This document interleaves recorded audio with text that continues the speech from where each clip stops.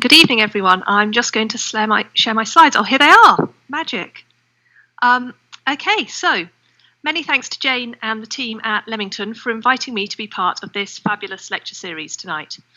I'm hoping actually in some point in the future to be able to make it to the gallery in person to be able to see a picture of health myself, because I'm actually right over on the other side of the country in Cambridge tonight. In my talk this evening, I'm going to be taking you on a whistle-stop tour of 400 years of medical illustrations, predominantly from printed books, the books that I care for at the Royal College of Physicians. My background, as Jane has said, is as a rare books librarian, with expertise in the production of printed books throughout the course of history. But also, I'm a human, a person whose body is, to some degree or other, represented in the images we'll be looking at. And so are all you. And what I really invite you to do tonight is to take a personal approach to looking at these pictures and seeing what you think about them when you see them. Unlike many overviews of the history of anatomy, I won't be focusing on the medical accuracy of the images. Instead, we'll be looking at these pictures as artistic works, considering how they use the tools, technologies, and artistic vocabularies of their periods to express in 2 dimensions the 3-dimensional human body, and also how these images reflect the worlds in which they were created. The talk is based on my research for 2 interconnected exhibitions that were held at the Royal College of Physicians in 2019 and 2020. And please be aware, as you probably are already from the title, that it does contain explicit images of human anatomy throughout, but there are no photographs of actual human remains. Please be aware, as you probably are already from the title, that it does contain explicit images of human anatomy throughout, but there are no photographs of... are fascinated by the contents of our complex and fragile bodies. There are many ways to translate the 3-dimensional human body into 2-dimensional forms, in drawings, books, or on computer screens. The human body is vastly complex, and illustrators must make choices about what to show and in how much detail. The images we'll be seeing in the talk tonight were created to inform, instruct, and, in some cases, to entertain. Used primarily for research, training, education, and treatment by students and medical specialists, they were also highly desirable to collectors, connoisseurs, and to the non-specialist public. Representing the body is always an act of translation. As works of art, the illustrations reflect changes in artistic style, technology, methodology, and purpose, as well as the evolution of medical theory and practice over the centuries. Today I'm starting at 1500, and we'll move through the following examples in chronological order. Katie, all the pictures... sorry to just interrupt you. You haven't shared your screen yet, just so you know. Oh, sorry. I thought I had because it came up on my screen, but I must have just flipped to the wrong window instead. Sorry, everybody. Let's try this again. Here we go, from current slide. Okay, so you haven't missed very much, everyone. You've just missed my title slide, which gives you the title and my name. And then we were just on this slide, which gives you a sort of sneak preview of what you're going to be seeing in the talk. So I'm starting at the year 1500, and I'm going to be moving through the following examples in chronological order, rather than grouping them by theme. And all these pictures are from items that are in the Royal College of Physicians library itself, unless I've indicated otherwise in the captions, which just applies to 1 or 2 of them. So this is one of the oldest printed images of human anatomy, where the body is presented in the form of a dissected corpse laid out in front of you. It was made in the 1490s in Italy and included in a popular compendium of medical texts and diagrams. The copy we have at the Royal College of Physicians is the edition printed in 1500. Interestingly, this groundbreaking medical image shows a woman's body, illustrating in sparse detail the workings of the female reproductive system. It's typical that women's bodies appear in anatomical illustrations only when illustrating reproduction. They tend not to turn up any other time. And it's notable that this was considered an important enough part of medicine to be included in one of the earliest printed compendia or handbooks for medical students. This image was made using one of the simplest techniques for printing pictures, that is woodblock printing. And to make a woodblock, which is also known as a woodcut, you simply take a block of wood and draw or transfer an image onto it, Then you cut away all the areas you want to be light in the picture, leaving the areas erased will be the bits that get printed from, the bits that will be dark. So it's rather like making a potato print, but it's a bit more permanent because your woodblock isn't going to rot and go mouldy if you leave it for a few days. Woodcuts like these are very often described as being crude, and it's frankly hard to argue too much with that in this particular instance. The body is presented as a simple line drawing with little detail of the internal organs. I defy anyone to look at this and really work out what's going on inside the abdominal cavity, or much attempt to show depth or texture in the image. Different example from about 20 years later, from 1523. And this is an illustration of the muscles in the human torso.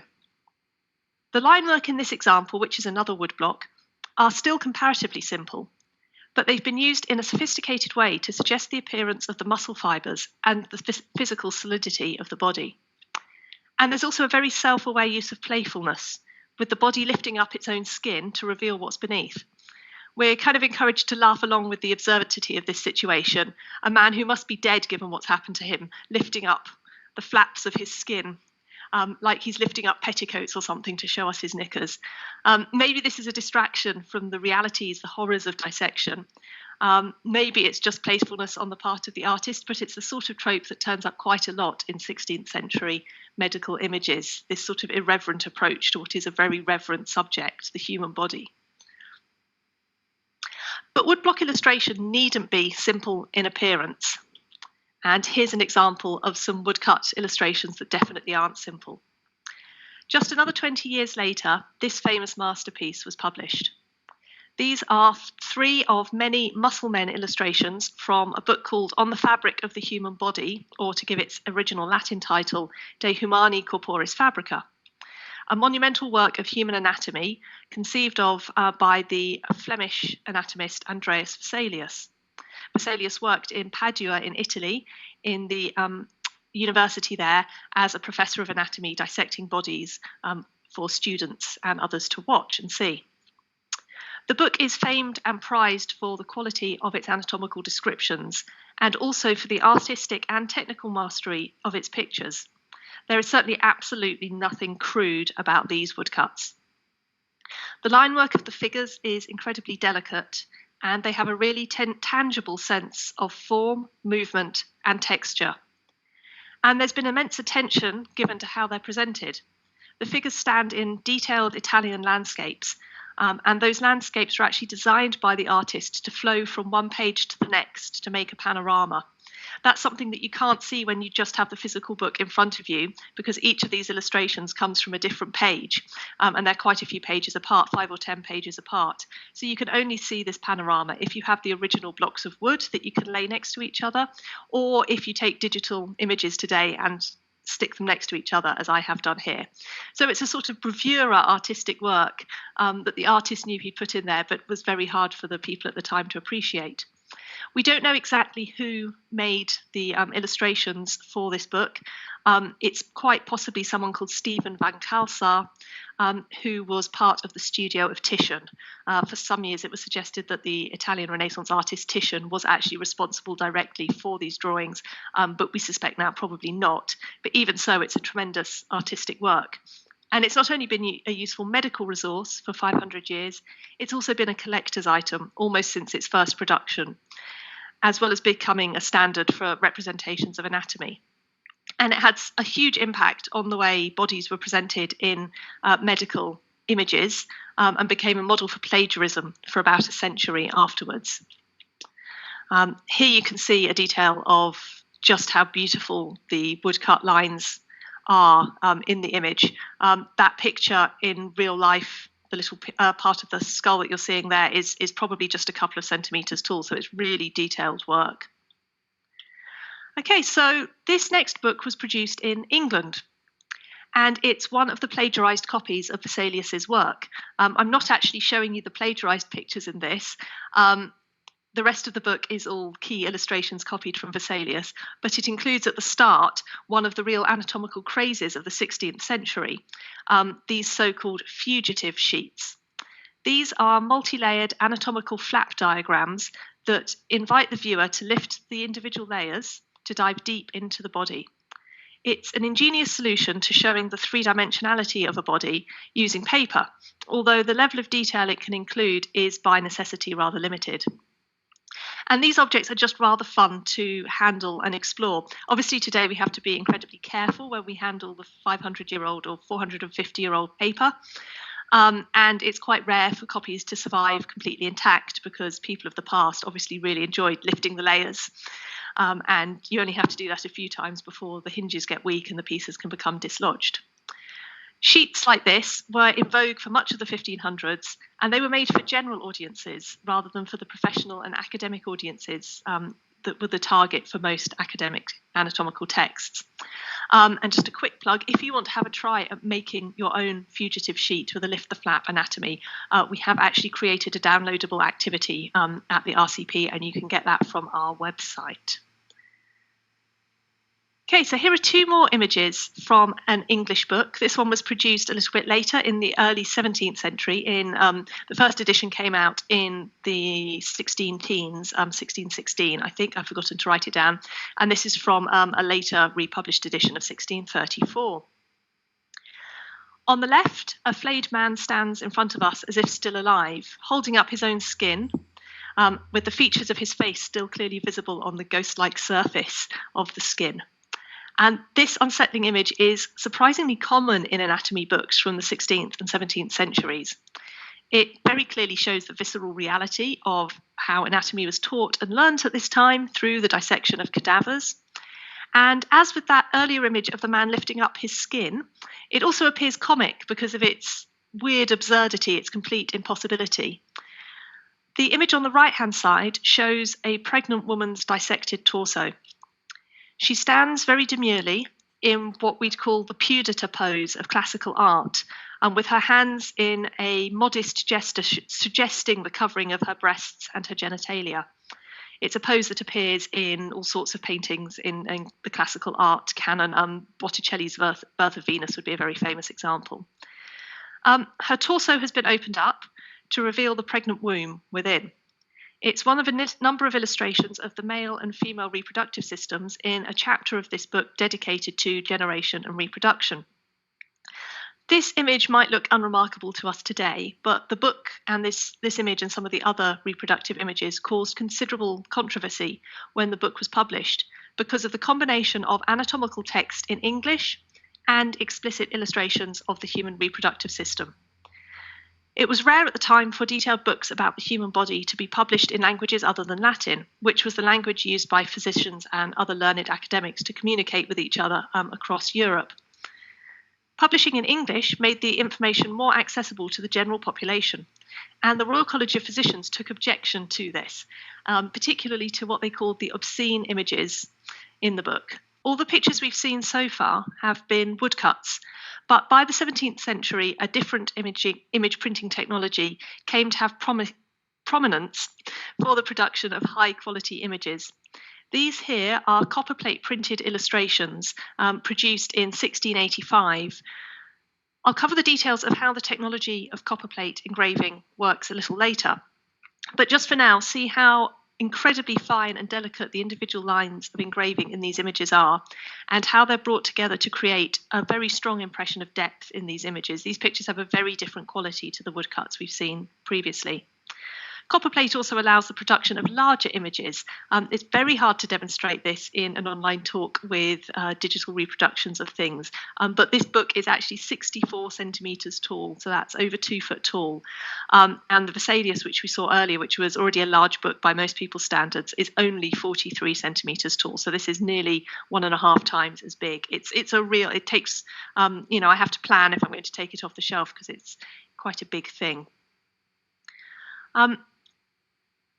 This work also takes a distinct approach to the composition of images, bringing the dead body out from the landscape that we've seen previously into a much more domestic setting. There's a new approach to a sort of realism in this art. The body is drawn apparently as it lies on the anatomist's desk, although I suppose no anatomist actually did prop up a dissected arm with parts of the muscles flopping over, quite a nice book, as well as different other supports. But it's still brought into a domestic setting, and is showing the sheets that are used to cover the body, and even in one of these pictures, a fly that's settled on the sheeting in front of the cadaver. These bodies are no longer in some sort of imagined, idealized world, and they're very much more in our everyday world. These bodies have flies. We can start to imagine that they probably have smells as well. This picture is a complete contrast to that. These illustrations of individual vertebrae come from a book of illustrations of the skeleton published in 1733. Its author, William Cheselden, carefully controlled the images his artists created. He directed that they should use techniques of both engraving and etching, which, as I say, we're going to come back to both of those a bit later, for different parts of the image to create different textures. And he was also very conscious of these anatomical pictures having an aesthetic and beauty of their own, that it was important to preserve, as well as making them useful functional images. So he printed 2 copies of each picture in the book.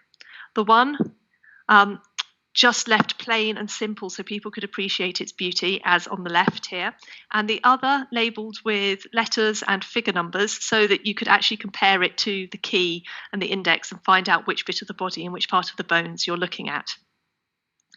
I love this image of the vertebrae because it seems like they're tumbling towards us. It seems very fluid, full of movement. But Cheselden actually directed his artists to use a sort of reproduction technology when creating their images. They used a camera obscura, where an image is projected through a pinhole onto a screen, to make their drawings of skeletons. So here you can see a picture from the title page of Cheselden's book, where the artist is sat looking down this sort of tunnel, seeing the projected image of the skeleton that's hanging up in front of him. Here's yet another approach to composition. These bodies are shown not just in sort of an imagined landscape with a bit of a horizon and maybe some clouds in the sky. They're in front of incredibly richly textured backgrounds of plants and animals and imagined landscapes. The rhino in the left-hand illustration is a celebrity in her own right. She was called Clara, and she was a rhino who was toured around Europe as a sort of popular entertainment in the middle of the 18th century. Including her in this print of the human musculature probably made it something of not quite a collector's item, but quite a popular item for people to buy, maybe for people just to buy that individual print and not the rest of the book. I guess it's like including pictures of someone famous in a book today. You know, people want to buy it for that reason. But the use of these backgrounds also reflects a philosophy that the human body is fundamentally connected to the natural world, and that all of this, studying the human body, is in partly a religious act, something about studying God's creation in all its manifold forms. There's also a practical aspect. These backgrounds allow the pale tones of the musculature to stand out clearly to the viewer, rather than having a pale background with a pale image on top of it. And again, there were technologies of the artist used in producing these images. The anatomist Albinus instructed his artist Van der Laar to use a grid of square-webbed netting that was placed between the specimen and the artist to enable the artist to create the correct proportions in the pictures. Okay, this is a really surprising and perhaps quite a shocking image. As we've already seen, anatomical images often make their dead subjects look as if they're living, but this takes that to extremes, with an intimate composition of 2 heads drawn lying very closely together, almost as if the lips of one is trying to kiss the cheek of the other. Rough sheets that have been used to cover the cadavers are drawn up to the figure's chins, almost like bed sheets. It almost looks like these 2 dead heads are in bed together in a sort of romantic embrace. They were created by a French printmaker, Jacques Gautier-Daguerty, whose anatomical images often use disconcerting poses like this, often looking like subverted portraits. These can seem pretty disrespectful to the dissected bodies, but Gautier-Daguerty actually said that his aim was to make the image of death agreeable to encourage more people to study anatomy. The highly saturated colours here increase the unsettling effect of the portrait. Gautier d'Agati was one of the first engravers to print medical images in colour. He used a mezzotint technique and used 4 separate copper plates treated using red, yellow, blue and black inks to give this very rich textured printing tone. Mezzotint images tend to be dark and without fine detail, and the difficult and time-consuming process was not adopted routinely by other printers of medical books, not least because the level of detail really isn't sufficient to provide a medically useful image. This phenomenal image was the lead image for our exhibition, and you saw it on my title slide briefly, and it's one of my favourite images in our rare books collections. It shows the absolutely spectacular range of tone and texture that can be achieved with a single colour of ink on a printed page. Again, this was made using copperplate engraving. The anatomist responsible for this book, the Italian Antonio Scarpa, reputedly locked the copperplate engraver who made the plate for printing, a man called Faustino Andaloni, in his studio until the engravings were completed to his exacting standards. The images are very much presented as heroic acts of mastery over the human body. It's really a monumental image, a triumph of technical ability, but also the epitome of the idealized anatomical view of bodies, which are always male, white, healthy, gender conforming. There's little room for disabled or trans bodies in this canon of medical anatomy. Everything is shown as if it's in the most idealized, perfect state, even though the body has been mauled and dissected and cut to pieces by the anatomist's knife. It presents this view of perfection that no real human body is ever going to hope to meet. So I said I'd talk about the technology of copperplate engraving, and these 3 images show the route of translation from an artist's drawing into the final printed image. Firstly, on the left-hand side is a drawing made in watercolours by an artist from a dissected specimen. In this case, it's actually a part of a skull, a diseased skull. In the middle is the actual copper plate, a sheet of metal into which a mirror image of the drawing has been carefully engraved with a range of sharp-pointed steel tools. Lastly, on the right-hand side is the final printed image from the published book. This is made by covering the copper plate completely with ink so that all the engraved lines get filled with that ink, and then wiping the surface of the plate clean so that the top surface doesn't have any ink left on it. Then the copper plate and a sheet of paper are put together and then rolled through a rolling press like a mangle so that the ink from the engraved lines gets pushed up into the fibres of the paper and the image is transferred. As we've already seen, different printing techniques use different methods to produce their 3-dimensional effects. Copperplate engraving uses myriad fine lines and hatched areas to create these different textures and tones. However, a smooth gradation of tone is not possible, and so some of the textural effects in the artist's drawings do not appear in the final printed version, as you can see here in this direct comparison.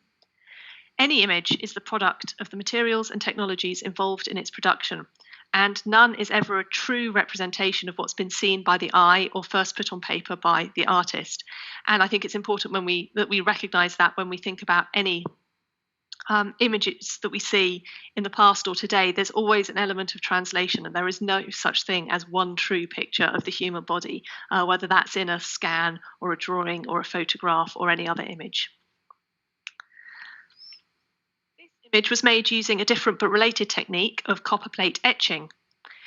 This is similar to copperplate engraving in that it uses a copper sheet, but that sheet is covered with a thin layer of wax, and then the artist scratches a design into that wax to reveal the copper below. The plate is then treated with acid, which eats away at the exposed copper, but leaves the waxed areas untouched. The plate then has the wax cleaned off it, and it's printed from as for an engraved plate. This method has various advantages because it means the artist can use a much freer and looser line and stroke. Rather than having to dig down directly into the metal, they're just scratching through wax, which is much easier to do.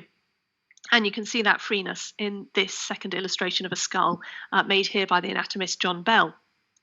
John Bell was quite outspoken about the works of other anatomical illustrators, saying that they were artistic and contrived. In contrast, Bell's plates were intended to show students the realities of dissecting a body in a dissecting theatre. And the resulting drawings sometimes show gothic and gruesome scenes, such as these. In the picture on the left, the flesh of the body appears to drip towards the floor, and the bound feet suggest execution or torture. On the right, the fluid lines of etching contribute to the sense of gloom and despair. Using etching meant Bell could create this sense of movement in the image, with the lines waving about all over the place, especially in the background, which contributes to this sense of unsettledness in the pictures. It also enabled him to create very dark pictures, and the details of the muscles, supposedly the subject of both of these pictures, are barely visible. And I think with this image, it's a good time to address a question that became louder and louder in my mind as I started to research the RCP exhibition Under the Skin. Namely, who are the people in these pictures? And relatedly, what would they have thought about us looking at them still today, hundreds of years on? Bodies for medical dissection as part of teaching and research were obtained both legally and illegally throughout the period in question, so between 1500 and 1900. Dissection in front of an audience was part of the punishment for executed criminals in England and elsewhere for hundreds of years, the ultimate degradation and humiliation of a body. In England, until the Anatomies Act of 1832, the gallows was the only legitimate source of cadavers to use in medicine. But that supply was very limited. Not many criminals were executed each year. So anatomists would obtain corpses from other sources, dug up from graveyards, or taken when unclaimed from workhouses or hospitals. After 1832, there were legal rules in place stipulating that unclaimed bodies could be used in medical research and teaching, although that term unclaimed could be interpreted in many ways, and shady practice was not uncommon.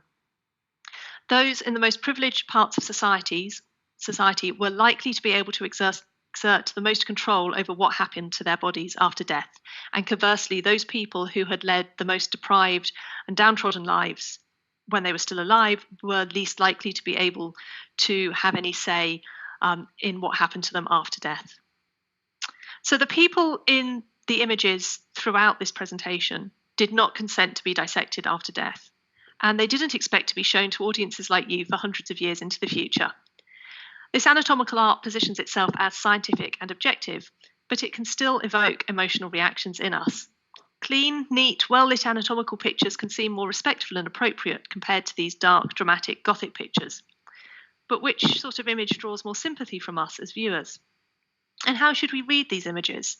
Are they realistic, objective views of the difficulties of dissection? Or are they exploiting a macabre fascination for death? Are they a sort of anatomical Gothic horror?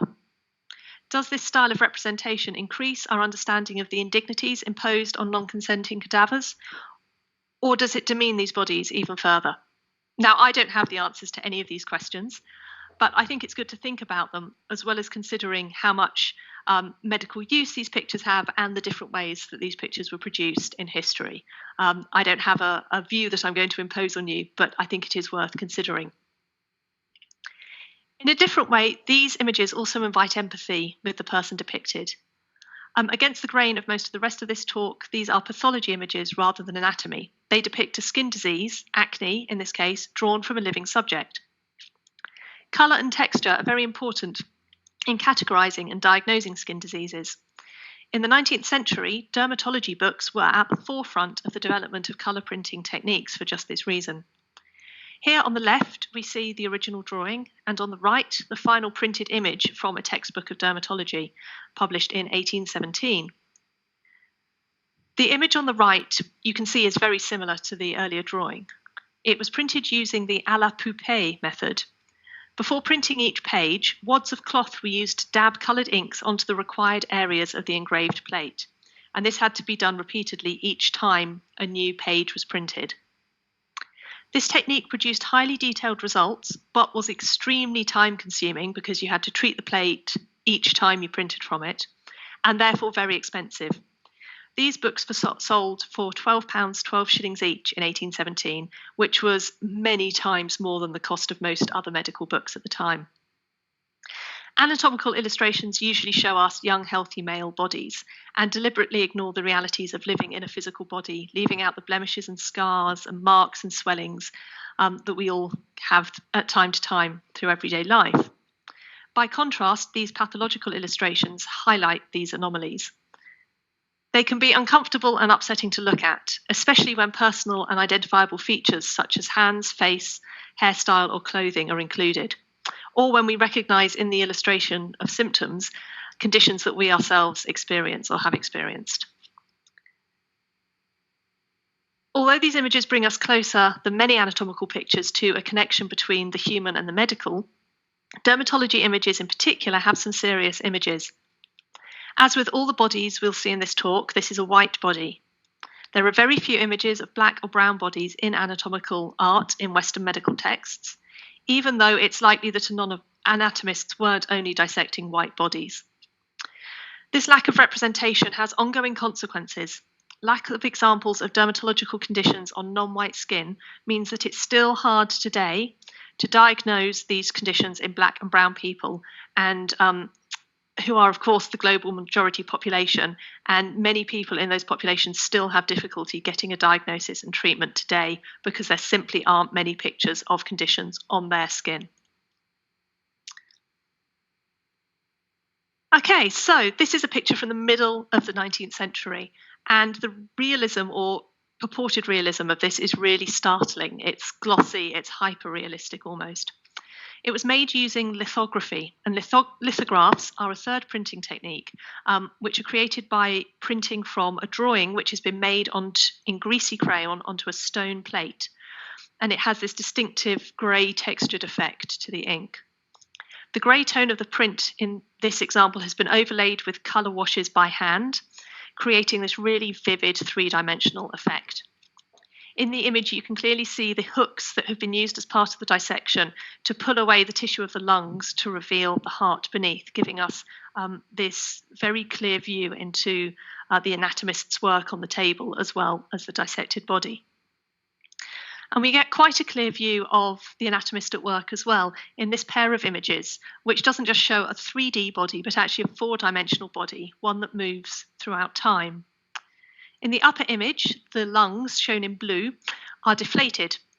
And in the lower image, they are full, they're inflated. And you can see in the lower image how they fill the whole rib cage and have actually pushed the other internal organs out the bottom of the rib cage. This is not only a visceral evocation of the dissecting table, but also a portrait of a real person with an identifiable and recognisable face. It's a very personal portrayal of someone in death, contrasting with the dramatic way the body has been opened up. And it's clear, I think, in the original watercolour painting that was the basis for those printed pictures. We have a long series of anatomical pictures made by an anatomist called Francis Sibson in our archives. And although this image looks very artistic, very flowing and spontaneous, Sibson actually also used some artistic technologies to produce his images as accurately as possible. He wrote in one of his articles that the method consists in drawing the outlines of the organs on a piece of lace, stretched on a frame and placed over the body.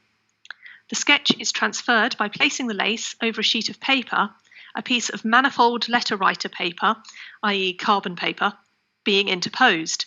So you have the piece of paper, then the carbon paper, and then the lace.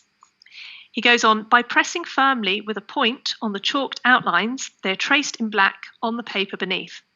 By this plan, employed with care, perfect accuracy is ensured. And you can see one of these traced drawings in another sheet from our archives. He hasn't filled this out with all the texture to make it comprehensible, but you can see when you look at it close up that there are these little dotted lines, which are the result of him pressing on the lace through the carbon paper along the lines that he'd drawn earlier. No talk about medical illustration would be complete without mentioning Gray's Anatomy, which is probably the most famous medical textbook and the only one I'm aware of that has a TV series named after it. It has never been out of print since it was first published in 1858, and today it has reached its 41st edition, unless another one has come out since I started the research for this. The picture here is an image from the second American edition of the book, which is the earliest that we have in our library.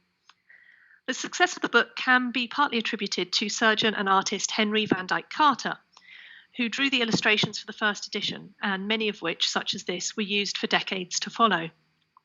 Van Dyke Carter innovatively overlaid descriptive text onto the images themselves, rather than having a key round the edge of the page or somewhere else in the book, making it much easier for students to connect the description and the image without having to flip between the two.